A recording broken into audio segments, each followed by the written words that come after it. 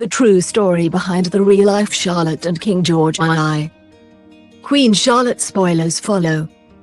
When marathoning Bridgerton, an experience not dissimilar to enjoying a warm cup of soup in a pair of fluffy pyjamas, you're really at risk of thinking that the escapist drama is a historically accurate representation of the Regency era.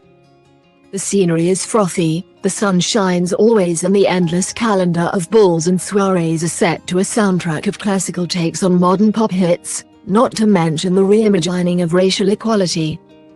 Yet with the Netflix hit's first foray into spin-off territory, Queen Charlotte dips its toe into actual history.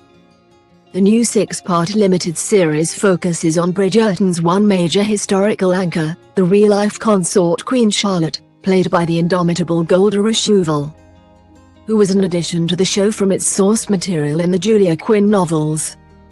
Played in a younger guise by India Amatifio, Queen Charlotte arrives in England a reluctant teenager arranged to marry the freshly minted King George, Clory Milecrest. The couple's blossoming love affair soon hits troubled waters as George's mental health struggles threaten to end his marriage and destabilize the monarchy, and much of that is true of the actual King George III and his marriage to Queen Charlotte of Mecklenburg-Strelitz. The blending of this real-life king and queen into the fantasy fabric of the Bridgerton universe begs the question of how much of Queen Charlotte is based on the genuine highs and lows of her marriage to King George III. The real Charlotte was born into the silver spoon life, the daughter of a princess and duke who presided over the little-known Principality of Mecklenburg-Strelitz, in what is now Germany. As a 17-year-old, she was chosen by a 23-year-old King George III to be his bride. Charlotte's voyage across the choppy Channel waters is said to have knocked her with a horror bout of seasickness. So much so that the diamond-encrusted wedding dress she wore on the big day nearly fell off her gaunt frame.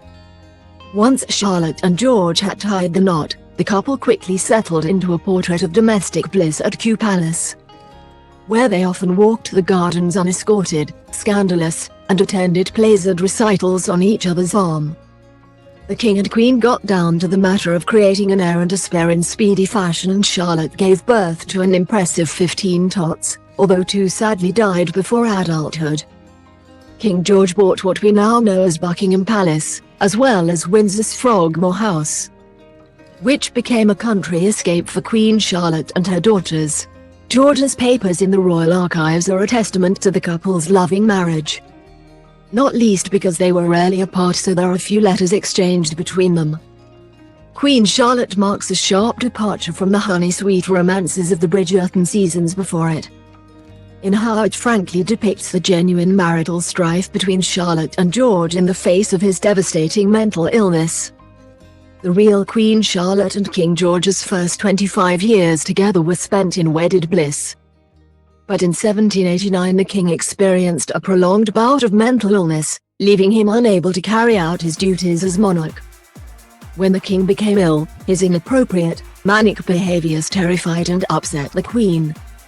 The official historic royal palace website says, their relationship was never the same and they led increasingly separate lives. Double quote.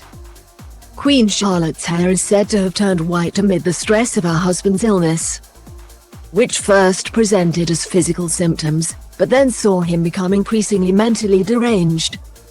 The approach to the king's treatment in Queen Charlotte, which is seen through the shadowy royal Dr. Monroe, Rob Maloney, largely reflects the true story.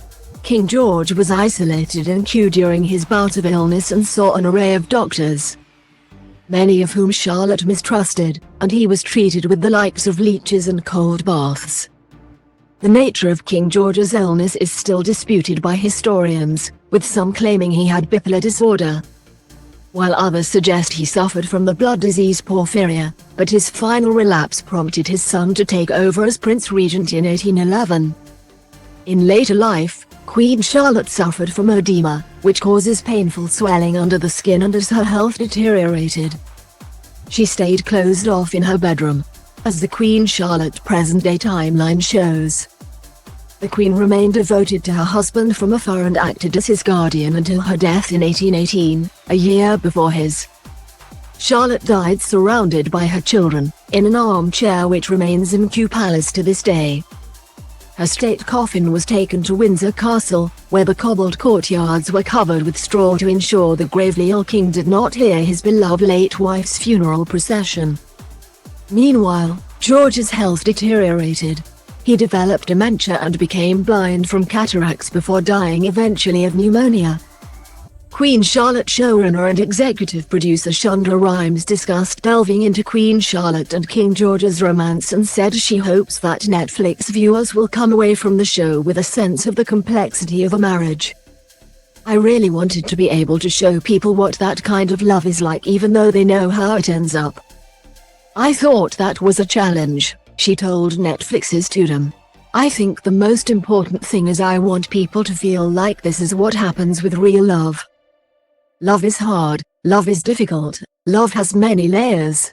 I also want them to really take away the idea that the happy ending that we always talk about for characters doesn't have to be the obvious one. Double quote. Queen Charlotte, a Bridgerton story is available to stream on Netflix.